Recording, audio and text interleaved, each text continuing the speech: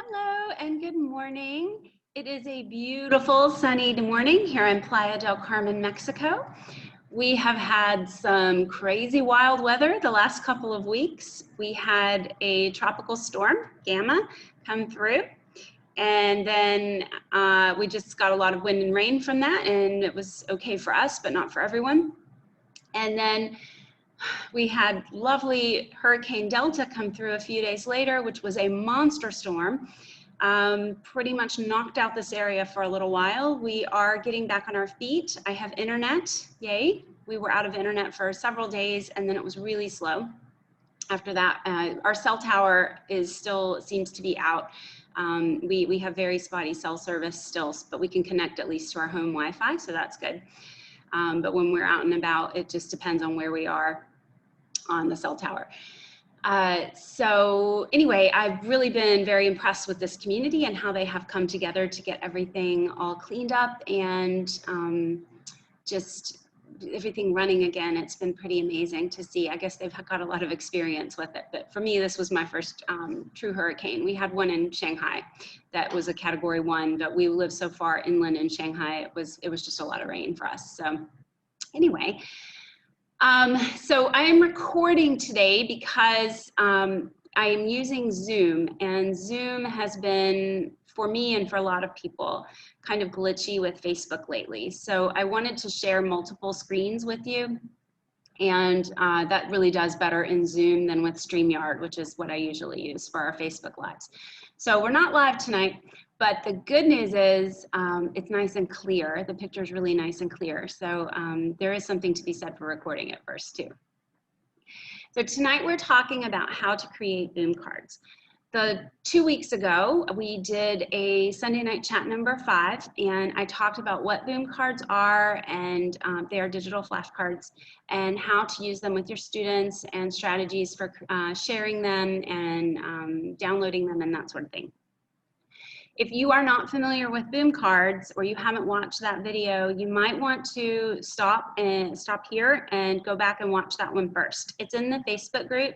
Just scroll down to it's on October 4th to this Sunday chat number 5. And it's about 20 minutes, but it'll give you a really good, strong overview of what Boom cards are so that this won't quite seem so foreign. So we're gonna go into that now. So I'm going to share my screen with you. Before we start, I do want to do a couple of quick reminders about our group. I can get this going. There we go. So again, I mentioned this is recorded. You'll be able to watch it anytime that you like. Our October theme is designing fun digital activities. We skipped last week, so we are still on Sunday chat number 6, which is how to make your own Boom cards. Next Sunday will be our last Sunday in October, and we're going to be doing creative interactive activities using Google Slides. That is something that I wanted to do, the Google doing an escape room. We've just had a lot of craziness going on this last couple of weeks, not just with the hurricanes, but other stuff too. I haven't had much chance to fiddle with the escape rooms, so we'll see. I may do that next week, I may not. We'll see how this week goes. Hopefully no more big surprises this week. It's been pretty wild around here this week. So, okay, for your October tasks, remember that you need to, in order to enter the Rafflecopter, you need to pick any 4. Some of these are easy, some of them are a little bit more challenging. The red tasks on the list are the things that we covered in Sunday Chat 5. The orange will be tonight, Sunday Chat number 6. We're gonna talk about creating Boom cards.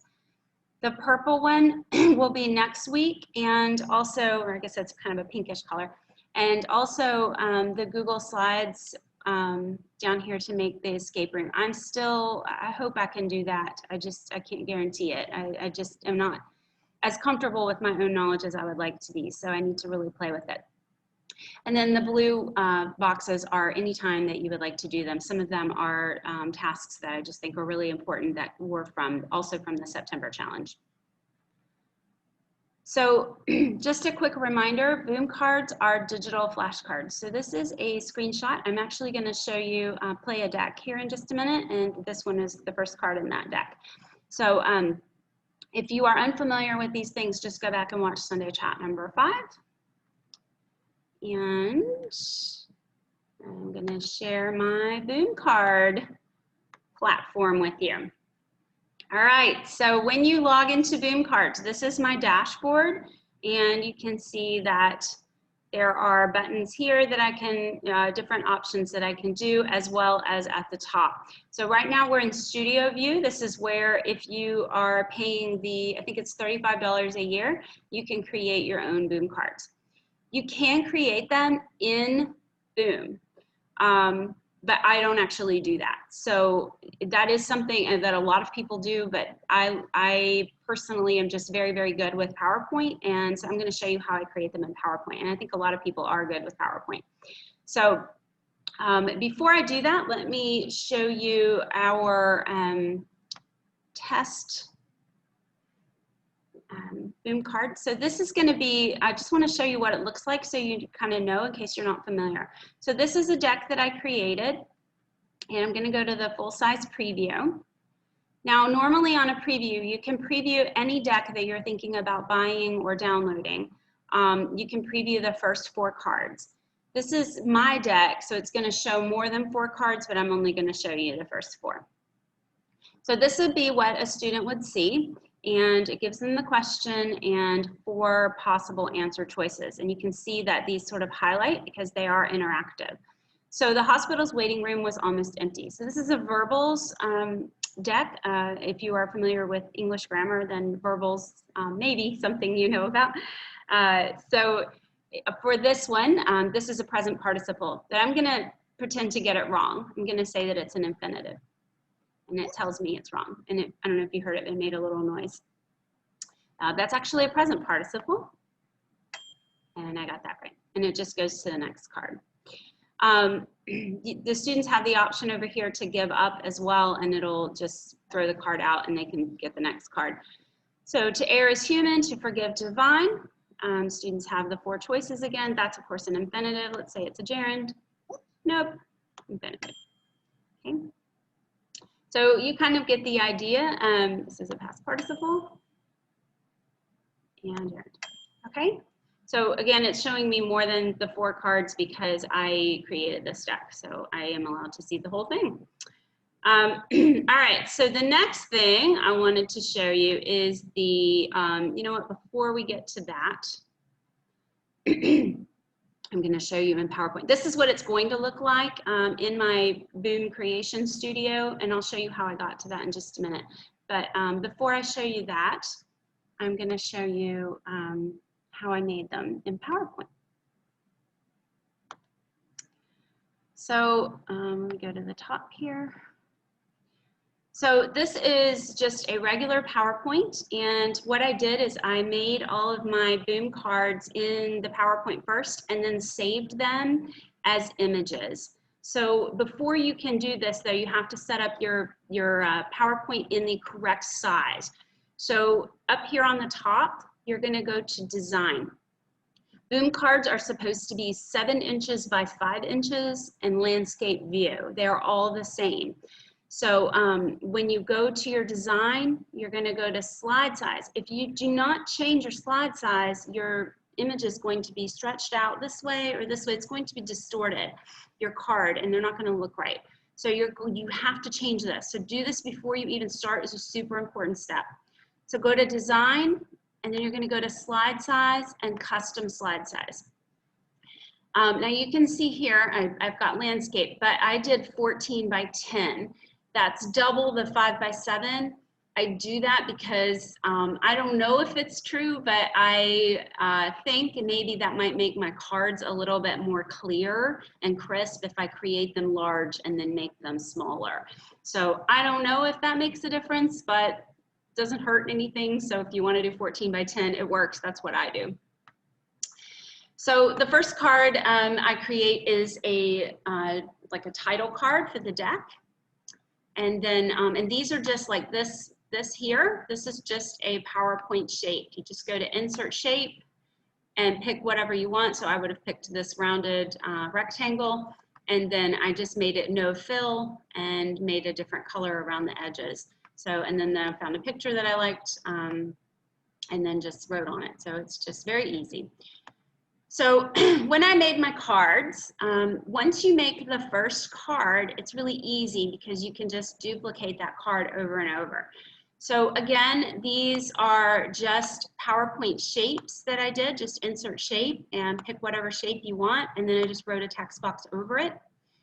These are images from just different sites that I use online for images.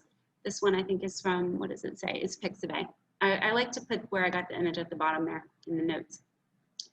And so this would be what students would do. Now this is not interactive right now. That will be something I have to do in Boom. This is just a PowerPoint slide. So then once I got that one created, I just duplicate it and I moved it around, changed the colors, changed the question. But it's much easier now because these are all exactly duplicates. They're just changed colors just to make them a little more interesting. Okay, so once I did that, this would normally be, I usually do my slides at least 20, sometimes 30 in a deck. You can do, I think, quite high. I think they can go up to over 100 in a deck, maybe more than that, I don't know. So you need to save these as images. So to do that, you're going to go to File, Save As, and then Browse. And you're going to decide where you want them, and then you're going to change this PowerPoint presentation to either PNG or JPEG. I personally like PNG, but JPEG is also fine. I'm not sure if PNG seems like it would be a little clearer to me. I don't know, it probably doesn't matter. So, but I've actually already saved these, so just to save time. So now I'm going to go, I've got my images saved and I've got my cards ready. I'm going to go back to my Boom card deck. And actually before I do this, let me just show you how I got to this. So I go up here, I'm on Studio, which is where you go to create your cards. And you see right here at the top, you can create a new deck. I actually already created this, again, just to save some time. So it's this untitled deck, but I've intentionally left it untitled so I can show you how to change that. So I'm just, you can see there's no image, all these other ones, these are others that I've created. This was another one I was working on, have images. I created those in PowerPoint as well. So I'm gonna go to my new deck, my untitled deck, which is going a little slow. Sorry about that. Internet. All right. So I've already added my images here, but I'm going to show you how I did that. So when you open this, there won't be any images in this pane over here on the side. You have to add them. So, but you've already created them. So you're going to go over to background image and upload. And it's going to pull up, this is automatically pulling up, but you may have to go find it. But here's my cards that I made. We'll just go ahead and do it. Come on. It doesn't want me to do it. Okay, well, we won't do it. I've already done it anyway. All right, so I open those, and there you can see the images, and then I just click them, and it will add them. There we go.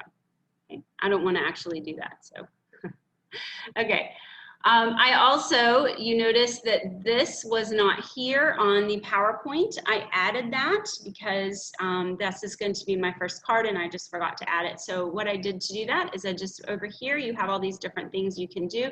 And this is where people create their cards directly in Boom. You can do all these different kinds of cards. I have not played with this very much. The PowerPoint works for me just fine, so why break it, right? But a lot of people do use these and it's probably really great. I'm sure it's really great. But you're just going to pick up the text and you're going to drag it and then you can write whatever you want. So that's how I got that there. Okay. Delete that. Okay, so now I've inserted all my photos. So now you can see though, when I try to click this, nothing happens. There's no interactivity. This is just an image. So I need to add some interactivity to this. So what I'm going to do is I'm going to grab that text button again and drag a text box down. and then I want it to fit right over my box, just like that. And if you were creating these and you just wanted to leave your boxes, like even if you were doing it in PowerPoint and you wanted to leave those orange boxes empty, you could, and you could just type the words in this text editor as well. That would also work. I don't do that, but you could. So I'm going to delete that though, because I don't need that. I just want the text box, and you can see that that's still there. So sick, moribund means like at the point of death. So sick is not going to work. That's not exactly what is going on here. So this is going to be, I'm going to click that text box, and up here it says answer options. This is not the right answer. So I'm going to mark that one wrong. Now I have to do the large. So I could do that by dragging over another text box and doing the exact same thing. You can see that it's not too terribly time consuming, but it does take a few minutes. I have to adjust the size. Okay, and then I'm going to mark that wrong also. Another thing you can do, if you want, this is so much easier, is you can just Control-C to copy. Oh, sorry, no, I don't think that works actually. No, you have to duplicate it. So highlight the text box and go over here and click Duplicate, and it made another one. Now this is the correct answer, and you can see that the wrong ones have these red boxes around them. The students won't see those. This one is the correct answer though, so I need to go up here and change that to correct. Okay, and now it's got a green box around it. And then I can duplicate it again and just drag it down. And it's a little bit faster. It doesn't take that long to do it the other way, but it's a little faster. Okay. So now it does automatically save. That kind of drives me crazy actually. It's good, but I always want to save. It's just a habit. So now I want to preview this. I click preview, and you can see that the students do not see those red and green boxes like I did. So what does it mean? I'm going to put the wrong answer. Nope. Let's try dying. Yep. And it goes to the next one. Now you can see that this one though is not interactive yet. So I have to go do that. So yes, we're going to quit. All right, so now we're going to go to the next one. I'm going to show you a really cool trick. I'm going to go and I'm going to highlight all of these boxes that I just made. Okay. And I'm going to Control-C to copy them. Go to my next, Control-V to paste them. Oh, it's like magic. And I'll just drag them over. And now again, we have these red boxes. But actually credible is the correct answer. So I need to, that kind of bugs me that it's a little high. All right, so I'm gonna make that one correct, and chronic is gonna be incorrect. Okay, so there you can see that I have the boxes around them. And now we can test it again. You don't have to test them every time. I'm just showing you which word fits best, and it would be credible. How cool is that? So then now I can just duplicate those boxes again for the next one, and then change the answers and so on. It's very easy, isn't it? Once you get the PowerPoint part down, it's easy, and it's really cool too because you can create PowerPoints that serve as templates for you, and then you're just going in and filling in questions and stuff. So then it's just a matter of saving them as pictures and then connecting them, making them interactive. There are lots of different kinds of cards that you can do. This is the only one that only kind I have done, but you can play around with these. There's a lot more that I actually haven't. Boom cards is not my main thing. I really do other stuff with libraries, but this is something that I've done with my personal kids because we homeschool them, and I create these for them and they use them. So I thought, well, I might as well put them up there. So, okay, so that is how to create boom cards. When you go, oh, I didn't show you, sorry, I'm gonna share my screen one more time. I forgot to show you how to rename the deck and post it. So once you are at the point where, let's say this deck is finished, I need to name the deck something. So I'm gonna go to details, and I can just click here and I'll call it Greek and Latin roots. And right here, you can upload a new cover image. So I just make mine in PowerPoint too, and they do have to be squares. So I think mine are like 10 by 10 that I just create a PowerPoint. I actually have a whole PowerPoint of 10 by 10 slides that I use for my covers. And then you can mark them for certain grades. So this one will be for like 5th, 6th, 7th, 8th. And you can do keywords. So like Greek roots, Latin roots. I don't know how many you can do. Root words, SAT vocabulary, and vocabulary. Okay, and so the price, if you want it to be free, you just leave that at 0. But if you would like to charge for it, it's roughly $1 per point, or sorry, 1 cent per point, but that's not exactly right because people pay different. If the more points you buy, the more you get for your money. So the more points you get. So I usually do mine at either 200 or 300 points, which would be about $2 or $3. And then Boom keeps a percentage of that. I don't know what the percentage is, like 30%, 20%, I don't know. There are 2 different kinds of card types you can do. Randomized means that they just come up in any order, which would be this one, except I don't want the first one. So the first one needs to be first. So don't shuffle number 1. And then I'm going to randomize the rest of them. Flow magic is that I believe what that is where you click on a card, and if you click this, it goes to this particular card, and if you click the wrong answer, it goes to this particular card. I haven't used that, so I don't really know. I've heard about it, and I've seen people talk about it, and I think that's what it is.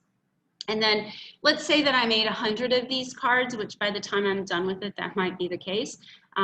So maybe I only want my students, I've got 100 and I want them to shuffle up, and I want students to be playing different decks. So maybe I only want my students to play 20 at a time instead of all 100 at once. So then it'll shuffle them and they'll have 20 different cards each time, and all the kids will have 20 different cards. So I don't do that, but the teachers can set that as well if they were to give this deck. So for subjects, you can just pick. So for me, this would be English Language Arts. And I don't need a keyboard. Keyboard would be if the student is typing in like on, say they're doing Spanish language cards and they have to type in the Spanish word, then you can do the on-screen keyboard, and you can even choose it in different languages. So like Spanish would have the Spanish accents and French would have the French accents. I don't need that for this particular deck, but if I did, that would be where I'd add it. This would be where I write in my description of my deck, and acknowledgements is if I used any clip art from people that I want to give credit to, would be where I do that. And then if you are posting it to Teachers Pay Teachers, you can just click on this, and I have to publish it in order to see it, but it'll pull up a URL, and that would be what I would link to a PDF for Teachers Pay Teachers. So I would create a PDF, link the Boom card link on there, and then upload the PDF to Teachers Pay Teachers. Okay. So I know that is a lot of information, and if you are thinking about selling Boom cards, please feel free to reach out. I'm happy to help you. I just feel that like right now it's just so hard for educators, and Boom cards is a fun way to, it's a fun hobby to have, to create them, and you can make a little bit of extra money. Even if it's just enough to buy yourself a coffee every week. That's awesome. And boy, I have my coffee right here. We need all the coffee we can get right now, I think. So, all right, so I wanted to make sure I showed you that. All right, so we're gonna go back to the, yeah, you know what, we won't go back. Okay, so just a reminder that we do have a area in the Facebook group that you can post any Boom card links that you want to share. They can be Boom cards that you created if you want to. You can use that as a place to sort of advertise your Boom cards. Or you can post Boom cards that you've found that you really like, that you think are great for library or for whatever it is that you teach. Library would be great because it's the library forum, but we all teach different things. So if you find something really great, just post to any grade level, it doesn't matter. If you are secondary, Boom cards do tend to be more elementary, but I think that there's loads of room for secondary to use boom cards. And I know my stuff is secondary and it does sell, so there are secondary users using boom. Hopefully, to me, that's a wide open market for you. If you're interested in doing this and you're secondary, go for it, because the elementary market, there's loads and loads. You're going to be a small fish in a huge pond, but for secondary, you're going to be a big fish in a teeny tiny little pond. So, and there are definitely users looking for secondary. So please, please, please, if you have any questions at all about boom cards, feel free to reach out. They are somewhat new to me. I started doing them in April, and like I said, I just do them in that PowerPoint format, so I don't know a whole lot about creating them in Boom, but I'm happy to help you with whatever I'm able to, so please ask. You can ask me in the comments, you can ask me, you can email me, lee@readerpants.net. But yeah, happy to help you. So thank you so much for joining me for this recorded chat, and I will see you again next week.